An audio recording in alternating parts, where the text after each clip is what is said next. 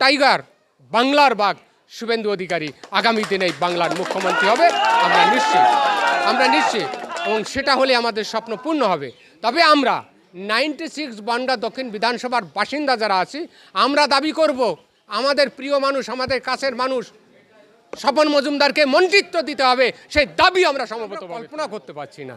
আমরা প্রথমে ভেবেছিলাম যে এত ভোট পাবে কি পাবে না, আসলে একটা জনজোয়ার এবং ভারতীয় জনতা পার্টির পক্ষে যে মানুষের যে অভিমত কুর্নিশ জানায় যে এই সময় যদি ভারতীয় জনতা পার্টিকে এই পশ্চিমবাংলায় না আনা যেত তাহলে যারা জয় বাংলা বলে এবং এই পশ্চিমবাংলাকে গ্রেটার বাংলাদেশ বানাতে চেয়েছিল তাদের স্বপ্নই চরিতার্থ হতো। এবং আপনারা নিশ্চিত থাকুন যদি এই নির্বাচনে ভারতীয় জনতা পার্টি না জিতে তৃণমূল কংগ্রেস জিততো তাহলে কিন্তু মিষ্টি বিতরণ হতো বাংলাদেশে এবং সেই মিষ্টি বিতরণ করতো জামাত জঙ্গিরা, রোহিঙ্গারা এবং সবচাইতে বেশি অনুপ্রাণিত হতো ওপার বাংলার অনুপ্রবেশকারী যারা ওই দুধেল গরু দিদির ভাষায় তারা, যারা ওপার বাংলা থেকে হিন্দুদেরকে তাড়িয়েছে এবং এপার বাংলায়ও হিন্দুদের পিছনে লেগেছে।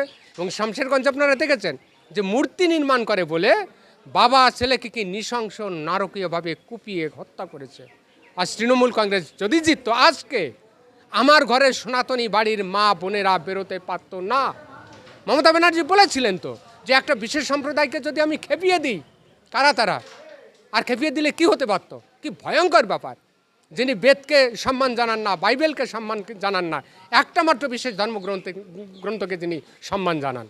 আমরা খুশি হয়েছি যে এমন একজন দুর্মুখ মুখ্যমন্ত্রীকে জীবনের মতন এই পশ্চিমবাংলা থেকে সরিয়ে দিতে পেরেছি এবং বাংলার বাঘ শুভেন্দু অধিকারী আগামী দিনে বাংলার মুখ্যমন্ত্রী হবে আমরা নিশ্চিত এবং সেটা হলে আমাদের স্বপ্ন পূর্ণ হবে।